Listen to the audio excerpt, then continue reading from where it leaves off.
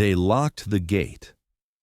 So Obese Girl couldn't enter the market. Mountain Man destroyed the gate with one kick.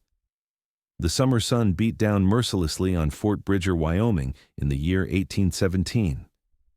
Dust devils danced across the dirt roads, and the distant mountains stood like silent sentinels against the endless blue sky. It was market day, the one day each week when trappers, traders, and townspeople gathered to exchange goods, gossip, and the few luxuries that made frontier life bearable. Greta Hoffman clutched her willow basket tighter as she approached the iron gate that marked the entrance to the trading post's marketplace. The basket was heavy with vegetables she'd grown herself. Carrots pulled fresh that morning, their green tops still vibrant, potatoes scrubbed clean of Wyoming soil, and bunches of herbs that filled the air around her with their fragrance. Every vegetable represented hours of labor, hauling water from the creek, pulling weeds in the scorching heat, protecting her small garden from rabbits and deer. At 23 years old, Greta had learned to expect disappointment. Her body had always been larger than most women's, a fact that had shaped her life in ways both visible and invisible. Her clothes, though clean and carefully mended, showed their age in patches and faded colors. She'd sewn them herself, making each piece large enough to accommodate her frame, but fabric was expensive, and she made do with what she could afford or trade for. The gate loomed before her, and standing beside it was Thomas Hardwick, a lean young man of perhaps 19, with a sneer that seemed permanently fixed to his narrow face. He wore a deputy's badge, though everyone knew his cousin owned the trading post, and the badge was more courtesy than authority. As Greta approached, his expression shifted from boredom to something uglier. "Market's full today," Thomas announced, moving to block her path. His hand moved to the iron gate, and Greta heard the click of the lock sliding into place. "Please," Greta said softly, her voice barely above a whisper. "I've brought vegetables, good ones. I just need to—" "Didn't you hear me?" Thomas's voice grew louder, attracting attention from those nearby. "We're full up. No more room." Greta's cheeks burned with humiliation as she noticed other people approaching behind her. Thomas smiled at them, stepping aside. "Morning, Mrs. Patterson. Mr. Green, go right on in." The couple passed through the gate without a glance at Greta, who stood frozen with her basket. She watched them disappear into the bustling marketplace beyond, where canvas awnings shaded tables laden with goods, where laughter and the clink of coins filled the air, where life happened. This wasn't the first time. It had been happening for months now, ever since Thomas had taken his position at the gate. Always the same excuse.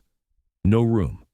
Always the same scene, others walking in freely while Greta stood outside, watching her vegetables wilt in the heat, watching a week's worth of hope drain away. "Why?" Greta finally asked, her voice cracking. "Why do you do this?" Thomas leaned against the gate, examining his fingernails with exaggerated indifference. "Customers inside don't like certain types. Makes them uncomfortable. Bad for business, you understand. I'm not asking to stay. I just want to sell my vegetables." "Who'd buy vegetables from someone like you?" Thomas laughed, a sharp, cruel sound. "Now move along. You're blocking the entrance." Greta didn't move. She couldn't. Her feet felt rooted to the ground, heavy as the mountains themselves. She stared through the iron bars at the marketplace beyond, at the life she was denied entry to, and felt something crack inside her chest. Amos Coltrane had spent the better part of 3 months in the high country, tracking elk and setting trap lines in the remote valleys where few men ventured. At 35, he was a mountain man through and through, tall and broad-shouldered, with a thick beard the color of aged oak, and eyes that had learned to read the language of the wilderness. His buckskin jacket bore the stains and scars of countless encounters with nature, and his hands were calloused from a life lived outdoors. He rode into Fort Bridger on a Tuesday morning, leading a pack mule laden with beaver pelts and deer hides. The furs represented months of hard work and would fetch enough to resupply him for another season in the mountains. Amos preferred the company of trees and streams to people, but necessity drove him to civilization a few times each year. As he approached the trading post, he noticed a woman standing outside the iron gate, alone and still as a statue. Her head was bowed, and she clutched a basket so tightly her knuckles had gone white. Something about her posture, the defeated slump of her shoulders, the way she seemed to be trying to make herself invisible, made him slow his horse. Behind her, a young man with a badge leaned against the gate, smirking at something another man had said. They were laughing, and though Amos couldn't hear the words, he understood the tone. He had heard it before in 100 different forms, directed at those deemed unworthy by the cruelty of human judgment. Amos dismounted and tied his horse to a post. He lifted one bundle of pelts from the mule and approached the gate. As he drew closer, he could see tears tracking silently down the woman's cheeks, though she made no sound. "Excuse me, miss," Amos said gently. "Are you waiting to go in?" Greta jumped, startled. She wiped quickly at her face, trying to hide the evidence of her tears. No. I mean, I was, but market's open for business, isn't it?"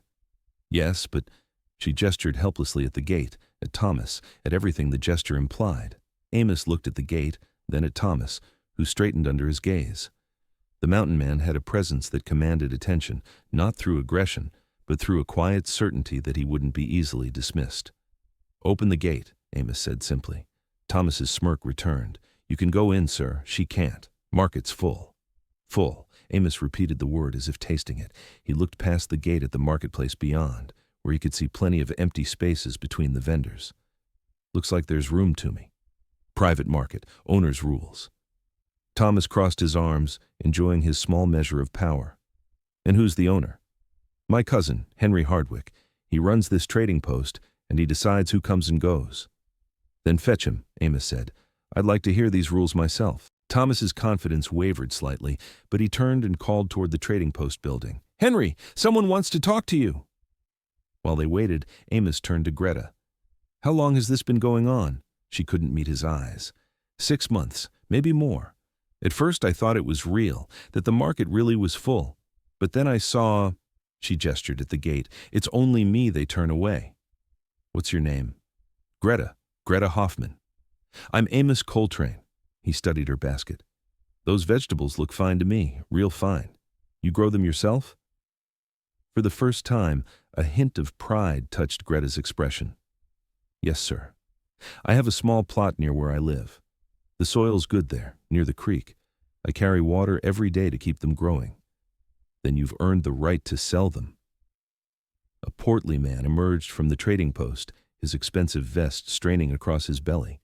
Henry Hardwick had the look of someone who'd grown comfortable on other people's labor.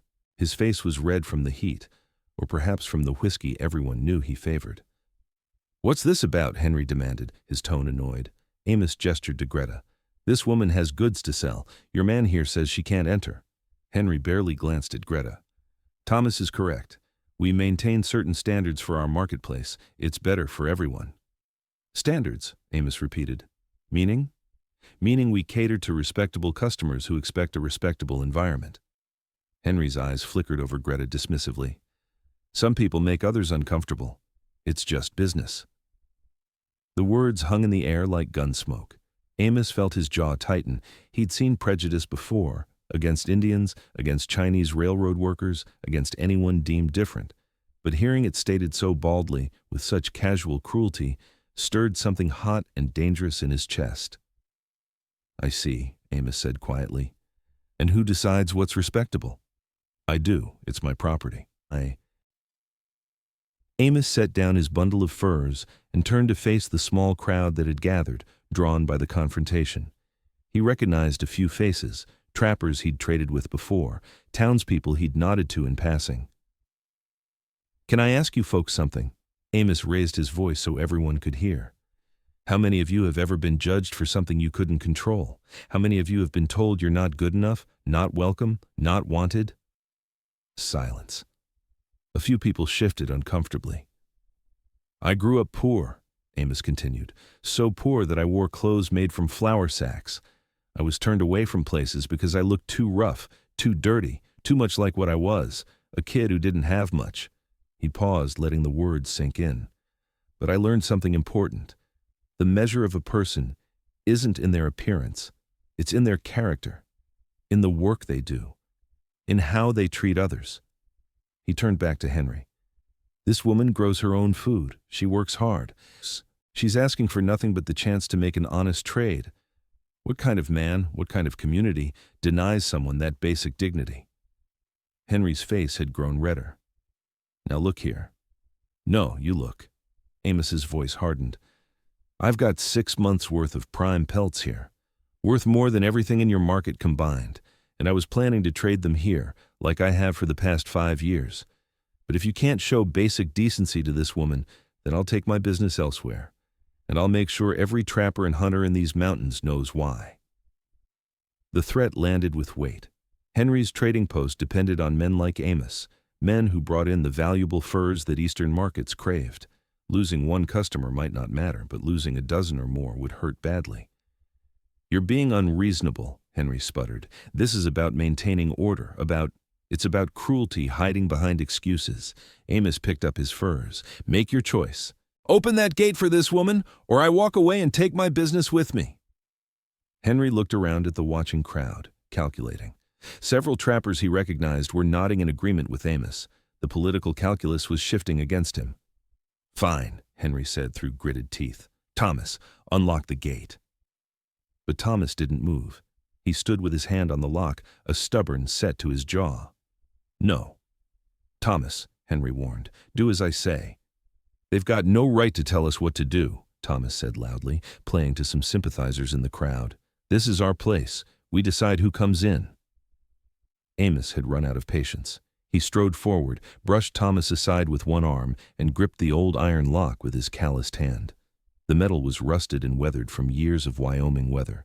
He pulled, not with anger, but with the steady, inexorable strength of a man accustomed to physical labor. The lock groaned, metal shrieked against metal. Then, with a sharp crack, the entire mechanism tore free from the gate. Amos held the broken lock in his palm for a moment, then tossed it at Thomas's feet.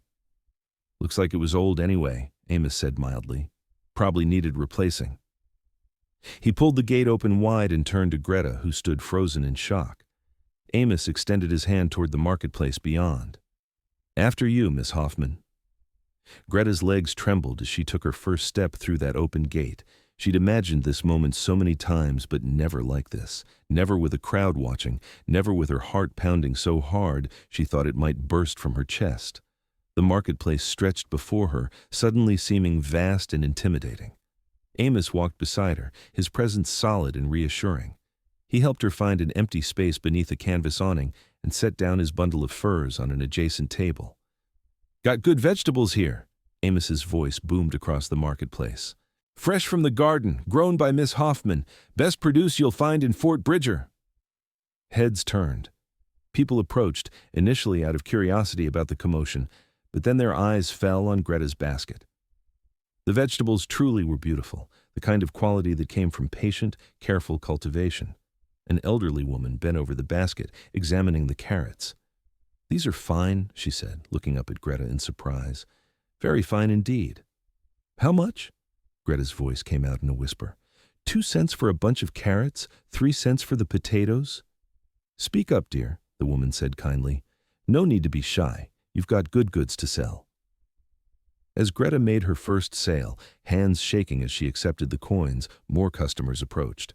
Word spread quickly through the market. That woman with the vegetables, her produce was exceptional. Within an hour, Greta had sold half her basket. Within 2 hours, everything was gone. She stared at the coins in her hand, more money than she'd held in months. Tears threatened again, but these were different tears. You did well, Amos said, having observed from his nearby position where he'd been negotiating prices for his furs. Told you they were good vegetables. I can't, Greta struggled for words. Thank you. I don't know how to thank you enough. No thanks needed. You earned this yourself. He paused, then added, but I am curious. If you've got such talent for growing things, why aren't you selling somewhere else? Surely there are other markets. Greta shook her head. This is the only one for 30 miles, and I don't have a horse or wagon to travel farther. I walk here. It takes me 2 hours each way. 2 hours? That's quite a walk carrying vegetables. I didn't mind the walk, Greta said quietly. I minded being turned away at the end of it. They stood in comfortable silence for a moment, watching the marketplace bustle around them. Then, Amos made a decision. I'm going to be in town for a few days, getting supplies before I head back to the mountains. Would you mind if I stop by your place? I'd like to see this garden of yours. Greta looked at him in surprise. You want to see my garden? I'm interested in how you grow things in this climate. Might be useful knowledge for me. It was a half-truth. Amos was genuinely curious about her gardening skills, but he was also drawn to something in this woman, a quiet strength he recognized, a resilience born from enduring hardship without becoming hardened by it. I'd like that, Greta said, and when she smiled, Amos noticed how it transformed her entire face. Greta's home was a small cabin on the outskirts of Fort Bridger, nestled where the prairie began its gradual rise toward the mountains. The structure was weathered but well-maintained, with smoke curling from a stone chimney. But it was the garden that caught Amos's attention. In a land where water was scarce and the growing season short, Greta had created something remarkable. Neat rows of vegetables stretched across a plot roughly 40 feet square. She'd built a clever irrigation system using hand-carved wooden channels that directed water from the nearby creek. Stones lined the beds, holding heat that extended into the cool nights. Herbs grew along the edges, not just for cooking, but as companion plants that deterred pests. "This is impressive," Amos said, meaning it. "How long did it take you to build all this?" 3 years, Greta replied, her voice gaining confidence as she spoke about something she knew well. "The first year, almost nothing grew. I didn't understand the soil here. The second year I learned. By the third year, I was producing enough to have surplus to sell." "You taught yourself all this?" "My mother knew gardening back in Pennsylvania. She died when I was 12, but I remembered some of what she taught me. The rest I figured out through trial and error. Lots of error," she smiled ruefully. "You should have seen my first tomatoes. They were tiny, hard as rocks." They walked between the rows, and Greta pointed out different plants, explaining her techniques. Amos found himself genuinely fascinated. He knew wilderness survival, but this was different. This was coaxing life from difficult land through patient knowledge and constant care. "Why don't you have help?" Amos asked. "Surely someone in town would trade labor for vegetables?" Greta's expression closed off slightly. "People don't want to work with me, or be seen with me, except now, I suppose, after today. Because of how you look." "Yes." The word was simple, but it carried years of pain. "I know what people say. I know what they think when they see me." Amos stopped walking and turned to face her. "Can I tell you something?" She nodded hesitantly. "I've spent most of my adult life in the mountains. Out there, you learn real quick that appearances mean nothing. A beautiful meadow might hide a grizzly bear. An ugly, twisted tree might offer the best shelter in a storm. The wilderness doesn't care how things look, only what they are." He gestured at the garden. "What you are is someone who creates life from hard ground, someone who doesn't give up. That's worth more than beauty or money or any of the things people usually value." Greta stood very still, absorbing his words. No one had spoken to her like this before, with respect, with genuine admiration. She felt something unfamiliar stirring in her chest. Hope. "Would you like to stay for supper?" she asked impulsively. "It's not much, but—" "I'd be honored," Amos said. That evening, by lamplight in her small cabin, Greta prepared a meal from her garden's harvest. Amos watched her move through her kitchen with practiced efficiency, and they talked, really talked, in a way neither of them had done in years. He told her about life in the mountains, about tracking game and surviving storms. She told him about her garden experiments, about the book she was slowly writing filled with observations about Wyoming agriculture. "You should publish that," Amos said. "Farmers coming west need that kind of knowledge. Who'd listen to me? Anyone with sense." As the evening drew late, Amos reluctantly stood to leave. "I should get back to town, but I'd like to come by again tomorrow, if that's all right." "I'd like that too," Greta said. After he left, she stood in her doorway, watching his silhouette fade into the darkness. For the first time in years, the loneliness that usually filled her cabin felt a little less heavy. While Greta and Amos were discovering an unexpected connection, Henry Hardwick sat in his trading post office, seething. Thomas stood before him, nursing a bruised ego along with the humiliation of having the lock torn from his hands. "He made us look like fools," Thomas said, "in front of everyone. More importantly, he threatened my business." Henry poured himself a generous whiskey. "If other trappers start thinking I can be pushed around, I'll lose control of my own trading post." "So what do we do?" Henry was quiet for a moment, thinking. That garden of hers, it's on disputed land, isn't it? Where the creek runs. Thomas's eyes lit up with understanding. The eastern border of your property claim goes right through there. Exactly. I filed a claim on that land 6 months ago, but nobody's challenged it because nobody's using it, except her.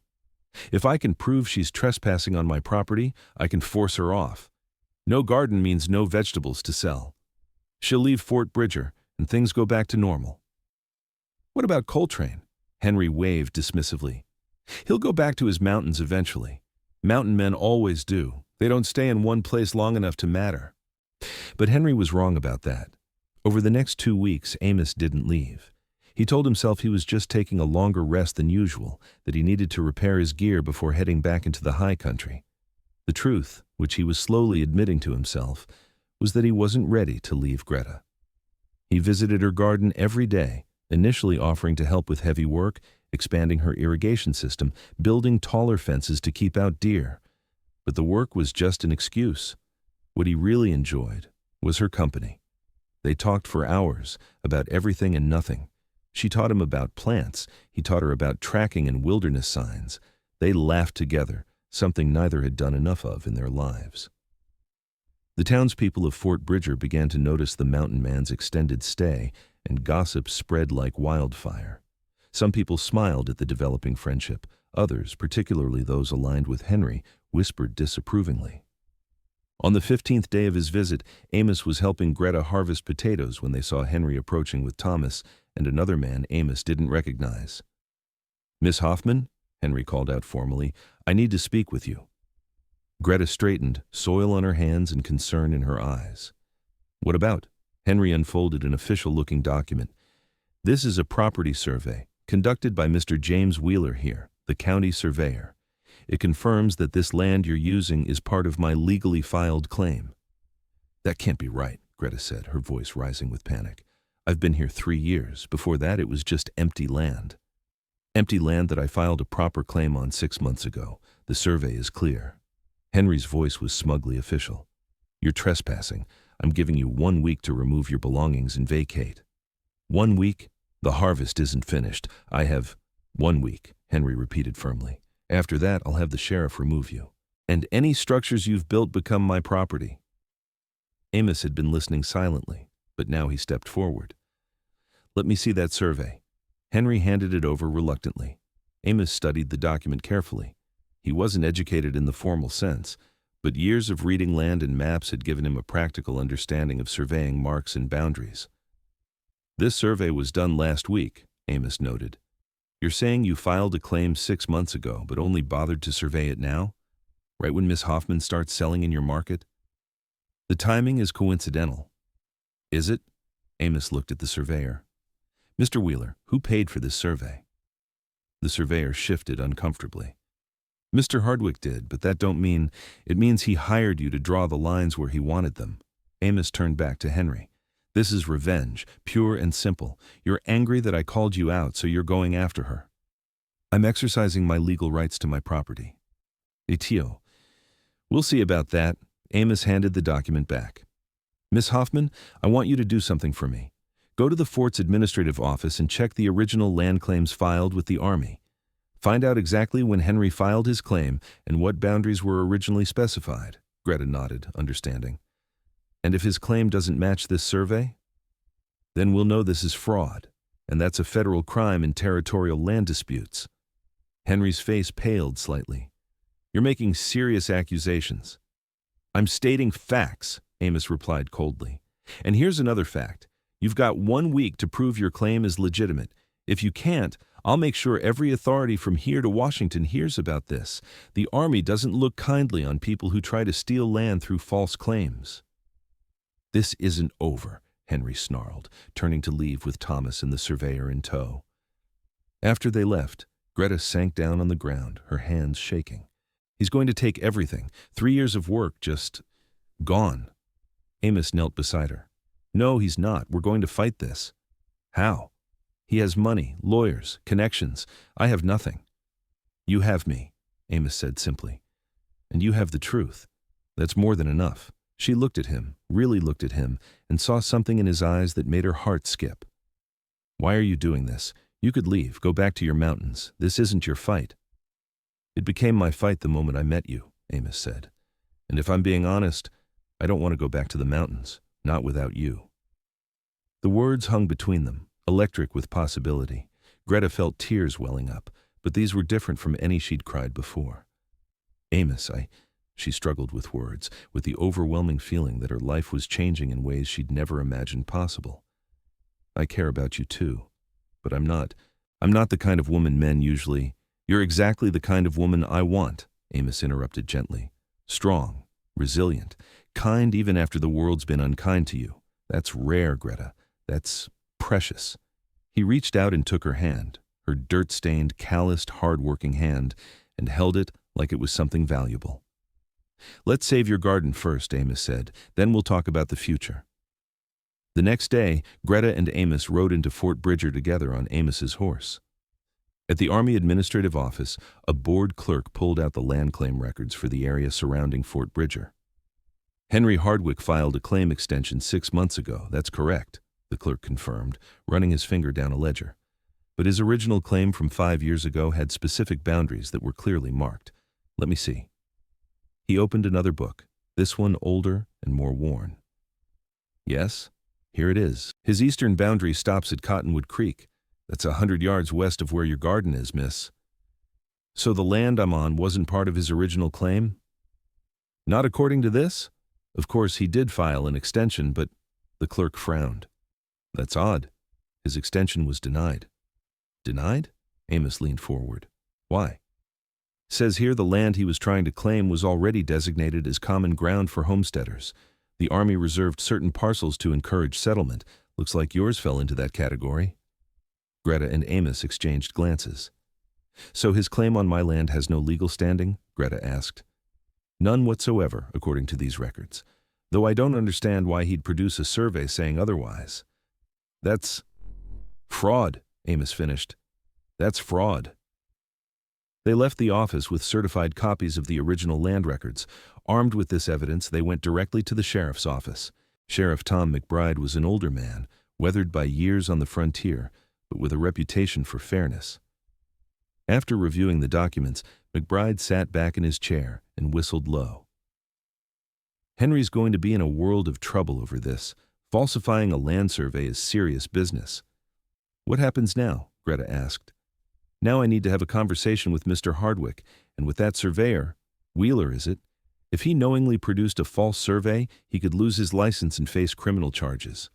McBride stood and reached for his hat. You two did good work uncovering this. Miss Hoffman, your garden is safe. I'll make sure of it. Word spread through Fort Bridger faster than a prairie fire.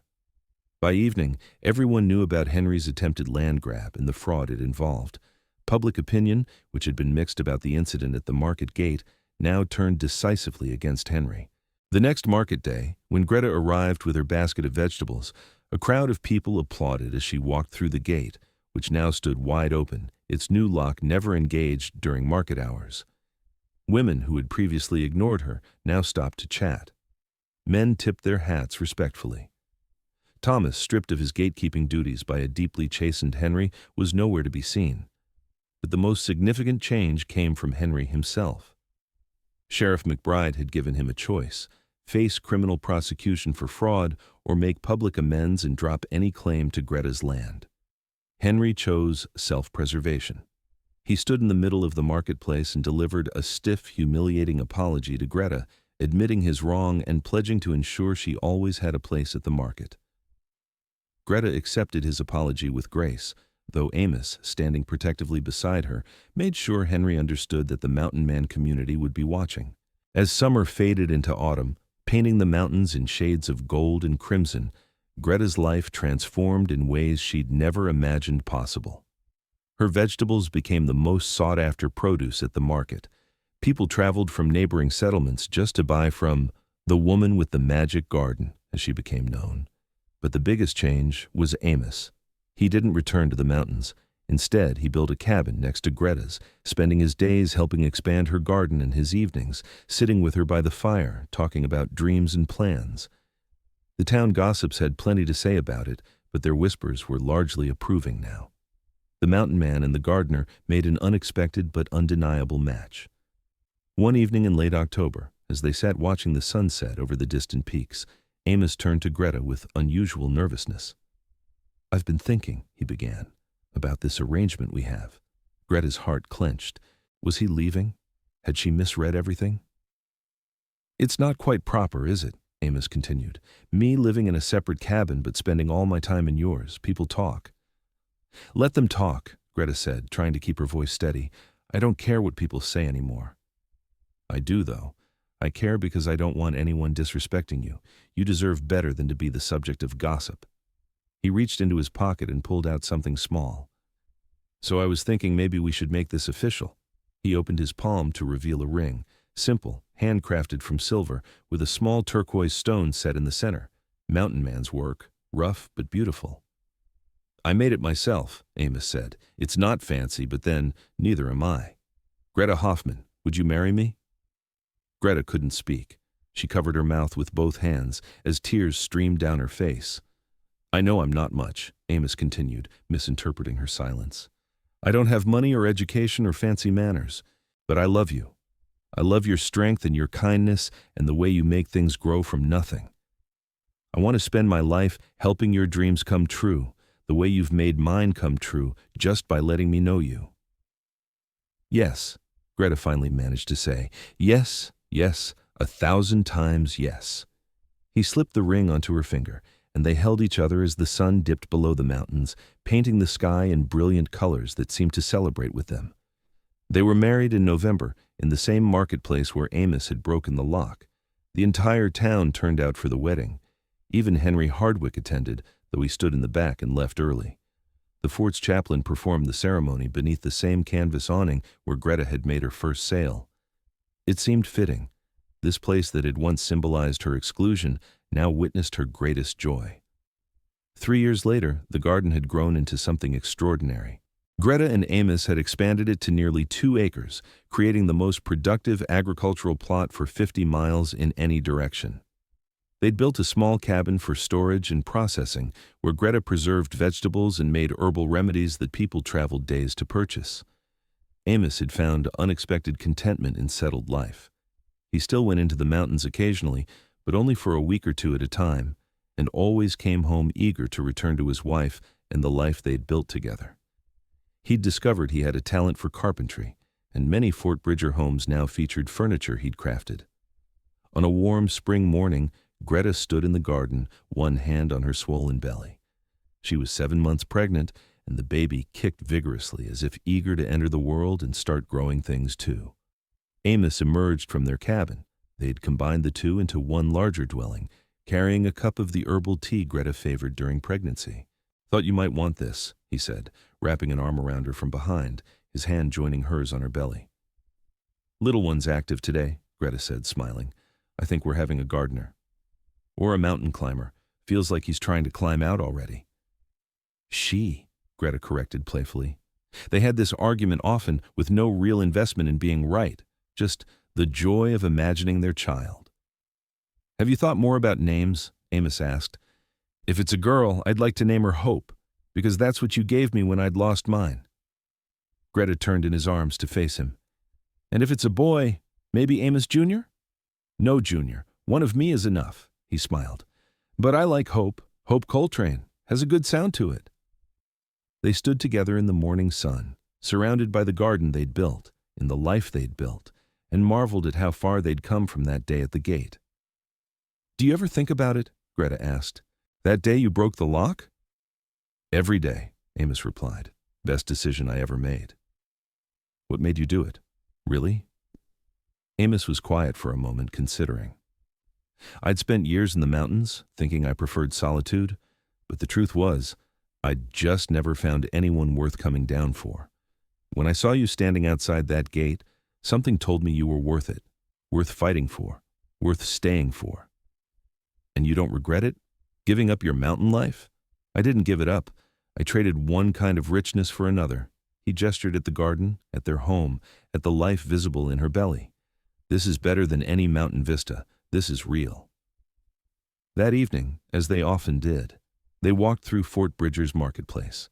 The stalls were closing for the day, vendors packing up their wares. They passed the gate, which now stood permanently open, removed from its hinges entirely at Greta's suggestion and the town's approval. Where the gate had been, someone had mounted a small plaque. The words were simple. "May this place welcome all who come in peace and honest purpose. No locks, no barriers, no judgment."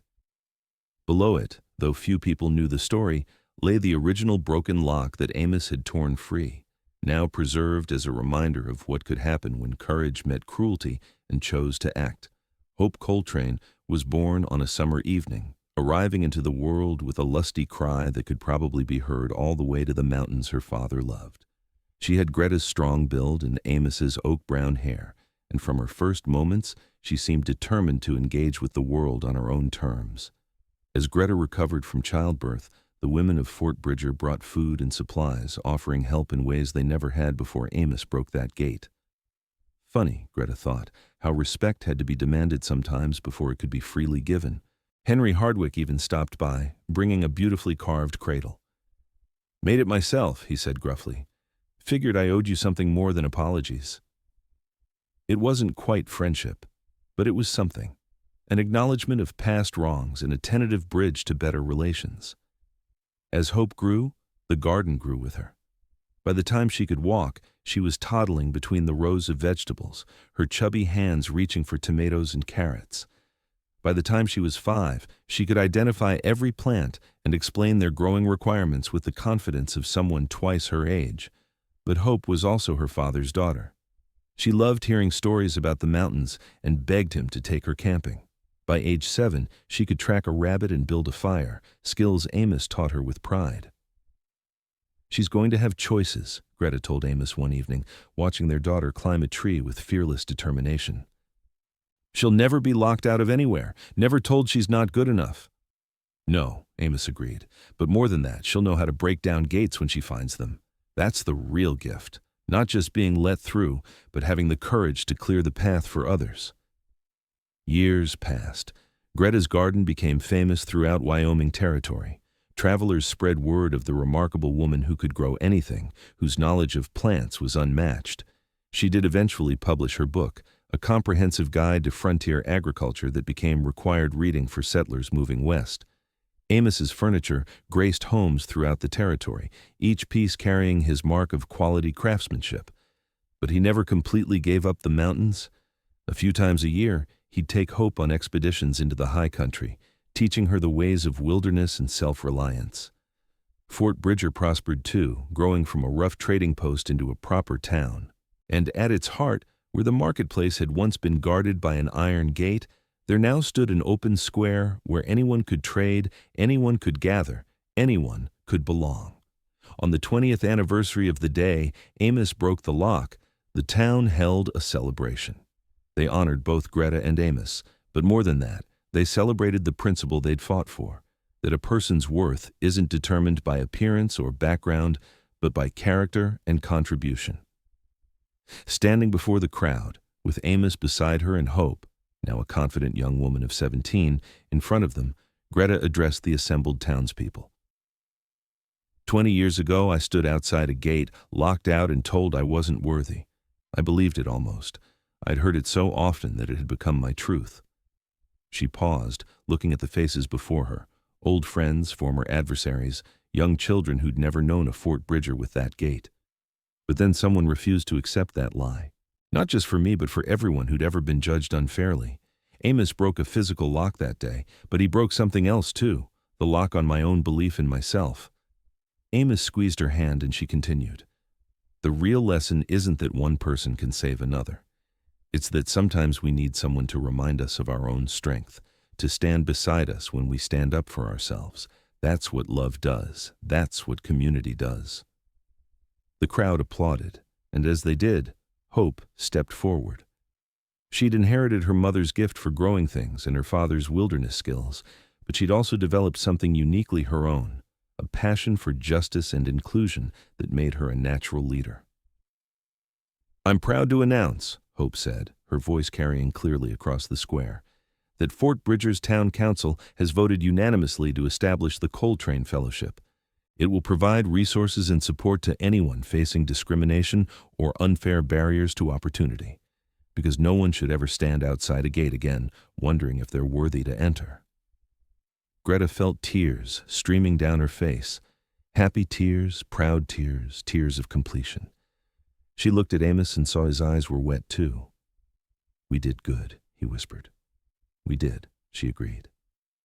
That evening, as the celebration wound down and families drifted home beneath a sky full of stars, Greta and Amos walked through their garden one last time before bed. It was late summer, and the vegetables were at their peak, tomatoes heavy on the vine, corn standing tall, beans climbing their poles in abundant green tangles.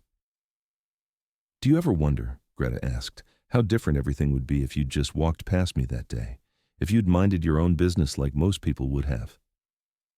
"I didn't walk past because you weren't just anyone's business. You were my business. I just didn't know it yet." Amos pulled her close. "Some people come into your life and you just know. This is important. This matters. You mattered, Greta. You still matter. You'll always matter." She leaned against him, feeling the solid warmth of his presence, and thought about all the harvests they'd shared, not just of vegetables, but of love, of justice, of a life well lived together. In the distance, they could hear Hope laughing with friends, making plans for the fellowship's first initiatives, the next generation, carrying forward the work of breaking down barriers. "I love you," Greta said simply. "Thank you for breaking that lock." "I love you too," Amos replied. "But you know what? You would have broken through eventually. I just had the privilege of helping you do it sooner." They stood in their garden, surrounded by the life they'd cultivated from hard ground, and knew this was exactly where they were meant to be. The gate that once barred Greta's way was gone, replaced by an open invitation to all. The lock that once symbolized exclusion now served as a reminder that courage, compassion, and justice could overcome any barrier. And in Fort Bridger, Wyoming, in the year 1837, on a warm summer evening, two people who'd found each other in the midst of injustice stood together in the garden they'd built, grateful for every locked gate that had been broken, every wall that had been torn down, every person who'd been welcomed home. Their story became legend: the mountain man who broke a lock and found love, the gardener who grew not just vegetables, but an entire community's understanding of worth and dignity.